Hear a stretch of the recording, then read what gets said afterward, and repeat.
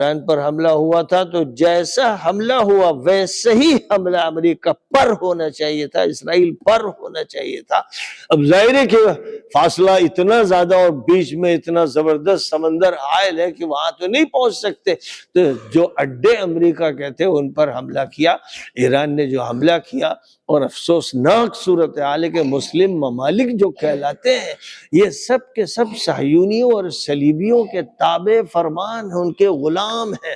انہوں نے ان کے اڈے اپنے ہاں، یعنی اپنے یہاں ان کے باپ دادوں کی زمین تو ہے نہیں، زمین تو اسلام کی ہے، زمین تو اسلام کی ہے جو جزیرۃ العرب کہلاتا ہے، مکہ ہے، مدینہ ہے، ریاض ہے، جدہ ہے، یمبو ہے، دمام ہے، زہران ہے، وغیرہ وغیرہ۔ یہ اسلام کے علاقے ہیں، اسلام کی ملکیت ہے، نبی پاک علیہ السلام کی ملکیت ہے، اور نبی کے وارثوں کی ملکیت ہے۔ یہ کسی آل سعود کی ملکیت نہیں ہے، یہ کسی قبیلے کی ملکیت نہیں ہے، یہ عرب کے بدوؤں کی ملکیت نہیں ہے۔ عرب کے جو بدو اس وقت حکمرانی کر رہے ہیں ابو ظبی سے لے کر ریاض تک اور اس پورے منطقے پر، ان کا حال یہ ہے کہ قرآن پاک کی یہ آیت کریمہ ان پر منطبق ہوتی ہے، الاعراب اشد کفرا و نفاقا۔ یہ جو عربی ہیں، یہ بدو ہیں، یہ سب سے زیادہ بڑے کافر و منافق ہیں۔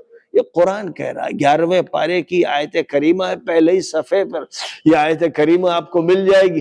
بہت سے لوگ ہمارے یہاں جاہل قسم کے بدو اور اس میں کچھ مولوی بھی پھنس جاتے ہیں، کہتے ہیں عربوں کی برائی نہ کیجیے، نبی نے فرمایا میں عربی ہوں، عربوں کی برائی مت کرو۔ ایسے پکے جاہل اور ایسی فضول بکواس کرنے والے کہ پورے قرآن کا انکار ہو رہا ہے۔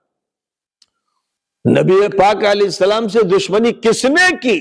عربوں نے، اور عربوں میں بھی قریش کے خاندان نے آپ کو کتنا ستایا، گھر سے بے گھر کیا۔ پھر جو جنگ ہوئی، بدر کی جنگ ہو، احد کی جنگ ہو، خندق کی جنگ، کس سے ہوئی؟ عربوں سے۔ غلبہ کس پر ہوا؟ عربوں پر۔ بدماشی کس نے کی؟ عربوں نے۔ منافق کون تھے؟ عرب۔ اور آج کے جو عرب ہیں یہ تو صرف یہ نہیں کہ منافق ہیں، یہ تو یہودی ایجنٹ ہے، یہ صلیبی ایجنٹ ہے، یہ خبیث اور بے شرم اور بے حیا بددین ہیں۔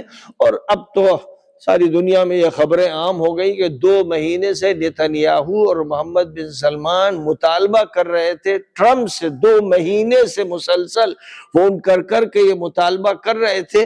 یہ خبر واشنگٹن پوسٹ میں شائع ہوئی اور مختلف امریکن اخبارات میں شائع ہوئی، اور پوری دنیا میں جنگل کی آگ کی طرح پھیل گئی کہ یہ دونوں مطالبہ کر رہے تھے کہ خامنائی کو ختم کریں اور ایران پر حملہ کریں، دیر نہ کریں۔ تو اب یہ خبر پوری دنیا میں آگ کی طرح پھیل گئی ہے۔ میں تو یہ باتیں کئی سالوں سے کہہ رہا ہوں، تقریباً 2013 سے مسلسل کہہ رہا ہوں کہ یہ یہودی ایجنٹ ہے۔ جو بھی سعودی حکومت میں گدی پہ بیٹھتا ہے وہ یہودی ایجنٹ ہوتا ہے، کیونکہ ان کا پیکٹ ہے امریکہ سے، اس سے پہلے پیکٹ تھا انگریزوں سے، اور انگریز تنخواہ دیتے، شاہ عبدالعزیز کی جو تنخواہ آتی تھی وہ انگریزوں کی طرف سے آتی تھی۔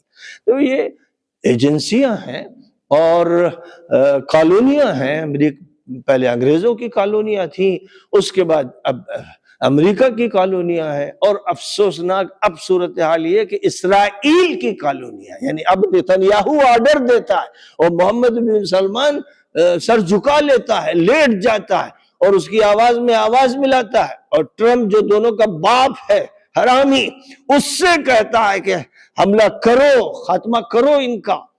اس لیے کہ اگر اسلام کے نام پر کوئی حکومت ہے اور جو اسلام کی اور شریعت کی بات کرتی ہے اور اسلام کی بالادستی کی بات کرتی ہے، تو اس میں کوئی شک نہیں کہ عالم اسلام میں صرف ایران ہے، اور جتنی بھی حکومتیں وہ لادینی ہیں، یعنی کم از کم سیکولر ہیں، یا پھر یہودی ایجنٹ ہے اور عیسائیوں کی ایجنٹ ہے۔ تو یہ ایجنسیاں ہیں، اور اب یہ بات کھل گئی ہے۔ اس لیے اب یہ جنگ جب پھیلے گی تو خطرہ یہ ہے کہ سعودی حکومت کا خاتمہ کرنے کی مہم چلے گی اور بغاوتیں ہوں گی۔ اگر فوجی بغاوت ہوتی ہے تب تو خاتمہ ہو ہی جائے گا، لیکن عوامی بغاوت ہوگی تو کیا نتائج نکلیں گے ابھی کچھ کہا نہیں جا سکتا، لیکن بظاہر یہ سارے جو عرب ممالک ہیں، خلیج کے گلف کے جو ممالک کہلاتے ہیں، جہاں لوگ جاتے ہیں بھوکے ننگے کمانے کے لیے اور کچھ پہن کے واپس آ جاتے ہیں، کچھ کھانے کے لیے انتظام کر لیتے ہیں، ان سب کا جو حشر ہونا ہے وہ بہت ہی بدترین حشر ہونا ہے، کیونکہ یہ منافقین اپنے ساتھ ان کو لے جائیں گے اور بدترین انجام سے دوچار کرائیں گے۔ تو وہاں اللہ تعالیٰ کا حکم یہ ہے کہ برابر کی ٹکر لو، اور ظاہر ہے کہ اگر امریکہ نے حملہ کیا تو اس کا اڈا کہیں بھی ہو، چاہے کویت میں ہو، چاہے قطر میں ہو، چاہے بحرین میں ہو، چاہے وہ سعودیہ میں ہو، چاہے اردن میں ہو، ان پر حملہ ہونا چاہیے، اور اتنا ہی سخت ہونا چاہیے جتنا سخت انہوں نے تہران پر حملہ کیا، اس سے پہلے لبنان پر کیا، اس سے پہلے غزہ پر کیا، اور اب ضفہ الغربیہ جو مغربی کنارہ وہاں کیا، مکانات مکینوں پہ گرا دیے، بچے تڑپ تڑپ کے، عورتیں بلک بلک کے مر گئیں۔ یہ سارا کام ہوتا رہا، اور یہی عرب حکمران تماشا دیکھتے رہے، گندے غلیظ خبیث شیطان کی اولاد مجرم، جن کو عام طور پر مسلمان یہ سمجھتے ہیں کہ بھئی ہمارے حکمران ہیں یا ہماری حکومتیں ہیں۔